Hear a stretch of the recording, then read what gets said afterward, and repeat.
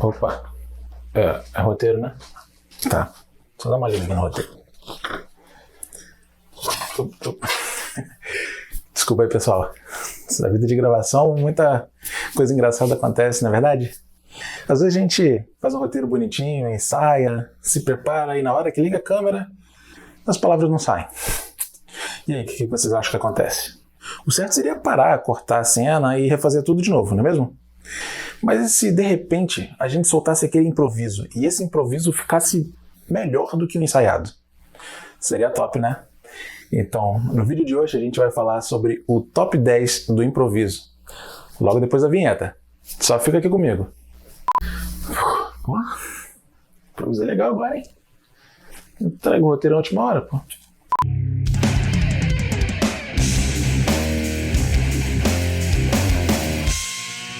E aí, meus nerds? De boas. Aqui é o Lorde, o seu guia, que não é nenhum integrante dos Barbichas não, mas está trazendo só os melhores improvisos do mundo dos filmes. Cenas improváveis, todo mundo joga. Como eu disse anteriormente, o vídeo de hoje é o top 10, mas não é qualquer top 10 não. Aqui você vai ter as 10 melhores cenas improvisadas dentro dos grandes filmes. E aposto que muitas delas vocês desconhecem. Se eu tiver certo, quero que você comente aqui embaixo a numeração da cena que você nem fazia ideia do improviso, beleza? Conto com você. Chega de enrolação e vamos começar com a posição 10. Indiana Jones e os Caçadores da Arca Perdida. E começamos com os dois pés no peito, pois Indiana Jones é um clássico da aventura do mundo nerd. Talvez seja pelo fato da aventura em si, ou talvez seja pelo fato de que o Harrison Ford, que interpreta o professor Henry Jones Jr., ou conhecemos como Indiana Jones, também interpreta o famoso explorador de vastos universos nerd, que é o Han Solo. É Han Solo, em homenagem ao homem que fez a viagem até Kessel em menos de 12 parsecs. Não, editor, não é esse Han Solo não. Coloca o Han Solo certo aí, cara. Você tá querendo improvisar hoje também. Porra. Han Solo. I'm Captain Millennium Falcon. Mas vamos falar de Indiana Jones. Para ser mais específico, Indiana Jones e os Caçadores da Arca Perdida. Esse clássico que já inúmeras vezes passou na sessão da tarde foi dirigido pelo mestre Steven Spielberg e é a continuação direta do primeiro Indiana Jones, A Última Cruzada. Lançado em 1981, Caçadores da Arca Perdida nos mostra o Indiana à procura da lendária Arca da Aliança mencionada em relatos bíblicos. Para quem não sabe, dentro dessa mesma arca estariam as tábuas dos 10 mandamentos dados por Deus diretamente a Moisés. Valeu, editor. Obrigado pelo reforço, hein? Tudo ia muito bem durante a gravação do filme. Muitas cenas de luta corpo a corpo, exploração e armadilha, como sempre acontece durante os filmes do Indiana Jones. Mas em uma determinada cena gravada, no que poderíamos achar ser Marrocos, Indiana parece um pouco perdido no meio da multidão quando ele encontra um adversário todo vestido de preto e balançando uma cimitarra.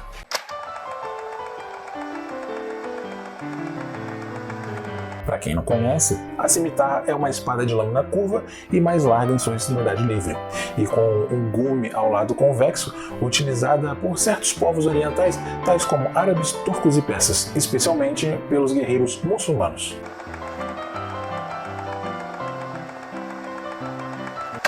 Continuando.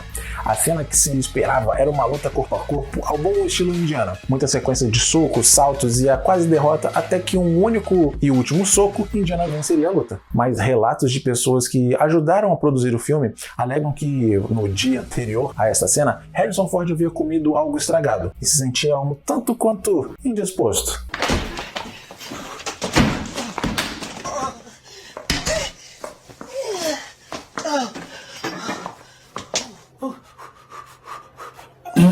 Mas o prazo da locação estava se esgotando e Spielberg não podia esperar a melhora do ator. E como a jogada de mestre, o diretor disse a Harrison que tinha carta branca para improvisar. Então surge essa cena mais do que lendária.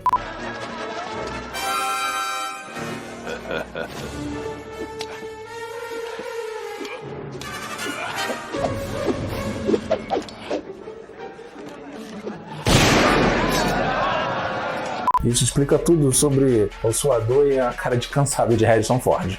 Posição 9. Piratas do Caribe e o Baú da Morte. Em Piratas do Caribe tivemos personagens memoráveis, mas nenhum se iguala ao Jack Sparrow. Capitão! Tá bom, Capitão Jack Sparrow. Mas o papel talvez tenha ficado memorável devido aos trejeitos criados por Johnny Depp. Tudo no personagem foi criado por ele, desde o jeito de falar até o modo desengonçado de andar. Nada ali foi feito a pedido dos diretores, e a estranheza ao agir de Johnny ao interpretar o pirata já era uma certa forma esperada por todos ali dentro do set de filmagem. Mas existe uma cena em especial dentro de Piratas do Caribe e o Baú da Morte que trouxe uma surpresa para seus colegas de cena. A determinada cena é que Jack segura um jarro de vidro cheio de terra e então o mesmo começa a caçoar do vilão David Jones, cantarolando uma canção e a balançar o jarro. Mas essa musiquinha não estava descrita em lugar algum. Tem um jarro de terra. E toda a cena havia sido improvisada por Depp. E as câmeras conseguem capturar o exato momento em que os personagens de Orlando Bloom e Keira Knightley se entreolham de maneira espantada. Esses olhares de surpresa foi um sentimento genuíno. E para comprovar isso, eu trouxe o Vitor Santos do Metaforando para esclarecer. Fala aí pessoal, beleza? Meu nome é Vitor Santos, eu sou especialista em linguagem corporal. Brincadeira, galera, não trouxe nada não. Posição 8. Batman, o Cavaleiro das Trevas. A série de filmes do Batman, dirigida por Christopher Nolan, é referenciada por quase todo o público nerd. Até mesmo quem é fã incondicional da Marvel dá o braço a torcer quando o assunto é a trilogia feita por Nolan. Tudo parecia impecável, desde Begins até o Cavaleiro das Trevas Ressurge. Mas o filme que mais chamou a atenção do público foi o segundo filme da franquia, onde tivemos um Coringa nunca visto antes, insano e cruel, assim como os quadrinhos. A atuação de Heath Ledger elevou tanto a moral do filme de super-heróis que o mesmo angariou o Oscar de melhor ator coadjuvante, sendo assim o primeiro ator de filmes do gênero a conseguir essa façanha. Uma pena que ele não pôde saborear essa vitória. Sua atuação foi tão dentro da proposta de um louco como Coringa que Ledger conseguiu deixar visível essa insanidade na cena em que Tim Gordon, interpretado por Gary Oldman, recebe os aplausos de seus colegas ao prender o Coringa. Mas não é só os policiais da cena que o aplaudem não. Ledger, em um ato de total improviso, começa a aplaudir de modo debochado e irônico, dando um ar de desprezo. E a surpresa de todos ali dentro é perceptível na câmera. Essa cena foi deixada então por Nolan, que achou incrível o improviso do ator. E vocês acham que essa foi a única cena de improviso perfeita? Claro que não. Em outra cena, mais pra frente, temos o mesmo Heath Ledger vestido de enfermeira bizarra, enquanto algumas explosões acontecem nos prédios ao fundo. Mas então Ledger olha para o controle remoto em sua mão e aperta o botão com muita força e várias vezes, até que uma explosão no prédio mais próximo acontece, lhe dando um susto. Toda essa caminhada e apertões do botão, junto com o susto, foram improvisados pelo ator. E ficou totalmente genuíno e com um tom de humor macabro à la Coringa. Posição 7. Titanic. Esse filme é cheio de improvisos e de muitos atores diferentes. Até mesmo o jovem DiCaprio chegou a improvisar. Mas eu vou falar de um improviso que chegou a assustar até mesmo quem estava na cena, trazendo um medo real aos olhos da artista. Segundo o diretor James Cameron, existe uma cena em específico que o roteiro trazia uma discussão mais acalorada entre o casal interpretado por Kate Winslet e Billy Zane. Na cena, Billy havia entrado tanto no papel que durante a discussão literalmente virou a mesa, jogando no chão um jogo caro de porcelana. A cena foi tão repentina que Kate nem sequer tinha tomado conhecimento do improviso de seu parceiro. É como podemos ver a sua cara de total espanto, prestes a entrar em prantos. E isso foi completamente real. Eu não tiro nem um pouco a razão dela não. Posição 6. O Senhor dos Anéis. É muito difícil de falar de grandes filmes sem citarmos O Senhor dos Anéis, não é verdade? O seu elenco grandioso, sua história rica em aventura, batalhas épicas e até mesmo um drama que te leva várias vezes a pensar sobre a amizade, companheirismo e a dualidade da natureza humana. Pegou essa, né, editor? Fui lá na filosofia agora, hein? Gostou, né? E essa história grandiosa não poderia ter um elenco de atores medíocre, né? Só tinha ator top. E um deles era o Sir Ian McKellen, o nosso Magneto. Aqui, Gandalf. Em uma das suas primeiras cenas, ele consegue fazer um improviso tão impecável que parecia ter sido real. A cena em questão é que Gandalf entra na toca de Bilbo Bolseiro, seu amigo de longas datas. Como todos sabemos, os hobbits têm a altura de uma criança ao ver de um humano normal. Então, nada mais justo do que a sua casa ser pequena. E já na entrada, Gandalf esbarra em um lustre e ao virar repentinamente bate de testa em uma viga de madeira. Essa cena da batida não havia sido ordenado, muito menos ensaiado em momento algum, mas o diretor Peter Jackson achou interessante e resolveu continuar a ação da cena. Outro ator talentosíssimo dentro do filme era Viggo Mortensen, intérprete de Aragorn. Ele também conseguiu dar um toque a mais ao improvisar uma cena memorável no segundo filme da trilogia. Na cena, seu personagem junto ao elfo Legolas e o anão Gimli estavam em busca dos hobbits Merry e Pippin, só que a notícia é que eles haviam morrido em um acampamento de orcs. Então, vendo a devastação, Aragorn dá um chute em um capacete de orc ali no chão, dando um grito e caindo no chão, muito aborrecido. Muita gente achou aquele grito muito comovente, pois mostrava a dor de um homem ao perder um companheiro de aventura. Pouca gente sabe, mas aquele grito realmente foi um grito de dor. pois nessa cena, Viggo tinha acabado de quebrar um dedo do pé ao chutar o capacete. Chute esse que havia sido improvisado também. Neste filme, até o improviso são cheios de simbolismo, e quando não é algum ator, é o próprio clima local que gera o improviso que no final dá certo. O improviso climático ocorreu na cena em que Aragorn, Gandalf, Gimli e Legolas se dirigem à cidade de Rohan, cidade dos cavaleiros, onde seus emblemas são as imagens de cavalos estampados em uma bandeira verde. Bandeira essas que ficam a tremular no vento constante. De repente, uma dessas bandeiras acabou se desprendendo e voando até o portão onde os 4 aventureiros estavam. A surpresa de Viggo é tanta que no meio da gravação podemos ver o ator olhando para a bandeira caindo. Isso a cara de descrença. Porra! Quando o filme é bom, até o clima ajuda. Posição 5. O Poderoso Chefão. Esse é outro filme clássico para uma geração nerd. Um filme de 1972, produzido pelo mestre Francis Ford Coppola. Teve como astro, o na época em declínio, Marlon Brando, que vinha de 10 anos sem atuar. E justamente nessa atuação, como Dom Vitor Corleone, ele garantiu um segundo Oscar para sua estante. Na época do filme, Marlon Brando já não era nenhum iniciante na atuação. E essa bagagem fez toda a diferença até nos pequenos gestos de sua atuação como Vitor Corleone. A calma de dar medo aparece na cena em que Dom está na sua cadeira de couro no escritório, onde ele e seus capangas conversam. A sala escura e a fala calma de Dom davam medo. Todas as ordens de um chefão da máfia dadas enquanto acariciava calmamente um pequeno gato. Peraí, gato? Mas não tinha gato escrito no roteiro? É isso mesmo. Marlon Brando tinha em suas mãos um pequeno gato que curiosamente apareceu no set da filmagem e sorrateiramente subiu em seu colo. Então, ao invés de parar a cena, o ator começa a acariciar o bichano. Essa cena é tão clássica que em muitos filmes satirizam o fato de um poderoso chefe da máfia acariciar um animal.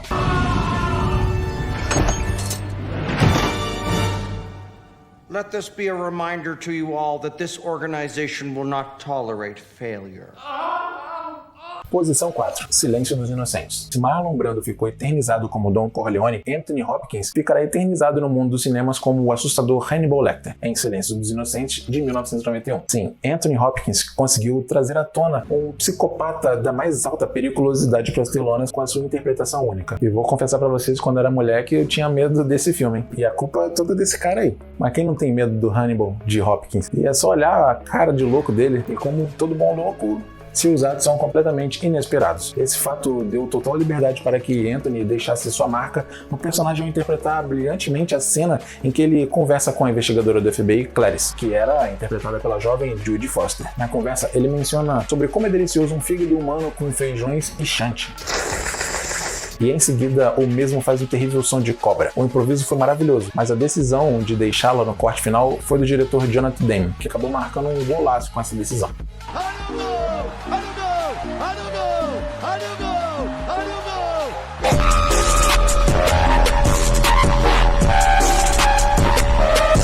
E entramos no top 3. Quer saber quais foram os 3 melhores improvisos no cinema? Então eu vou pedir só uma coisinha. Dá aquele clique no like aí, ajuda o canal a crescer mais. E se você tá assistindo o vídeo e ainda não é inscrito, vai lá, se inscreve, comenta, compartilha bastante esse e todos os vídeos aqui do canal. Fazendo isso, você ajuda não só o canal a crescer, você ajuda a toda uma comunidade nerd a se juntar em uma época de afastamento. Se você participou do concurso, mas não levou a caneca personalizada do canal, não se preocupa não, porque aqui na descrição do canal eu vou deixar o link para o parceiro que fez essa obra de arte. Lá você pode pedir para personalizar a arte que você quiser. E o melhor é o preço, que é camarada, né? Vamos dar essa moral pro parceiro aqui no canal. Canecas Dias, as canecas mais iradas do Brasil. E agora vamos aos 3 maiores improvisos do cinema. Posição 3. O espetacular Homem-Aranha 2. Olha aí o Miranha do Andrew Garfield aparecendo aqui, já que ainda não apareceu nos trailers do No Way Home. Mas o improviso nem é dele, hein? Desculpa aí, Andrew. O improviso, na verdade, nem foi um improviso. Foi mais um descuido que, no final de tudo, deu até certo. E a pessoa descuidada foi a atriz Emma Stone, ao interpretar Gwen Stacy. A cena é próxima do final do filme, antes da batalha final entre o Homem-Aranha contra o Duende Verde. Para proteger Gwen, Peter, já vestido de Homem-Aranha, prende a moça com uma de suas teias. E a moça grita em alto e bom tom o nome Peter. Só que imediatamente ela põe a mão na boca como reflexo. Essa cena inteira foi um mero erro, pois no script a cena mandava ela chamá-lo de Homem-Aranha, mas como reflexo ela chama ele pelo alter ego do herói. E o ato de colocar a mão na boca ficou ainda mais legítimo, e por isso ficou tão bom no corte final. Ainda bem que ela chamou de Peter, já pensou se ela grita Andrew? Aí ela tem que filmar tudo de novo. Posição 2, Guardiões da Galáxia. Mais um filme de super-herói no topo da lista. Super-herói bem desengonçados, pra falar a verdade, né? Peter Quill que diga. Se não fosse por ele, não teríamos inventado enfrentado o Thanos 2 vezes, ou mesmo perdido o Viúva Negra e o Homem de Ferro. Mas agora falando do ator Chris Pratt, todos sabemos que ele ama fazer o papel de Peter Quill, e o mesmo já disse que esse é o melhor personagem da vida dele, tanto pela liberdade de fazer palhaçadas, quanto pela questão de tornar um sonho realidade, pois seu sonho era se tornar um super-herói. E essa naturalidade no papel acaba transparecendo nos filmes. Seus colegas dizem que toda a palhaçada de Peter Quill é 100% Chris Pratt. Sendo assim, achar que algum erro do ator no meio da cena não seja proposital é um tanto difícil, mas um erro em questão veio pra cena e muita gente nunca percebeu, até que o próprio ator confessou que aquilo não deveria ter acontecido. O erro acontece na cena em que Quill e os Guardiões tentam entregar a orbe para o colecionador. Se você se lembra bem, nessa hora, Peter Quill sem querer deixa a orbe cair, mas por fração de segundos ele consegue apanhá-la ainda no ar, com a cara mais lavada do mundo. Essa naturalidade passou despercebida por seus colegas de cena, que não expressaram nenhuma reação no momento da gravação. E o diretor James Gunn achou muito boa a adaptação e deixou no corte final. Mano, que sorte! Já pensou se tem alguém com riso frouxo na hora? E na primeira posição temos mais um filme de super-herói. Muita gente até achou que esse foi o pior filme da franquia, mas verdade seja dita, o improviso da cena em questão foi muito boa. Eu estou falando de Thor, O Mundo Sombrio. Galera, quem viu o terceiro filme do Deus do Trovão, talvez saiba que 70% da fala do herói foi improviso. Alguns dizem que isso foi uma liberdade dada pelo diretor Taika Waititi, mas nos filmes anteriores também tiveram essas liberdades dadas pelo diretor Alan Taylor. Em algumas cenas foram de fato improvisos de Chris Hemsworth. Para comprovar isso, uma das cenas mais engraçadas é que Thor entra no apartamento de Jane Foster e, sem saber para que servia o cabide, acaba pendurando o seu martelo Mjolnir, no melhor estilo Karate Kid. Só que isso não estava no script não. A diretor riu tanto que resolveu deixar a cena no corte final, e pelo visto o cabide também era digno de erguer o Mjolnir, o que nos traz a teoria do Capitão América no filme dos Vingadores Era de Ultron. Mas se colocar um martelo num elevador, ainda subiria. O elevador não é digno. E aí, meus nerds, gostaram do vídeo de hoje? Então comenta aí embaixo que eu vou responder todos vocês. Mas o vídeo de hoje acaba por aqui. Vejo vocês no próximo, hein? Valeu, fui!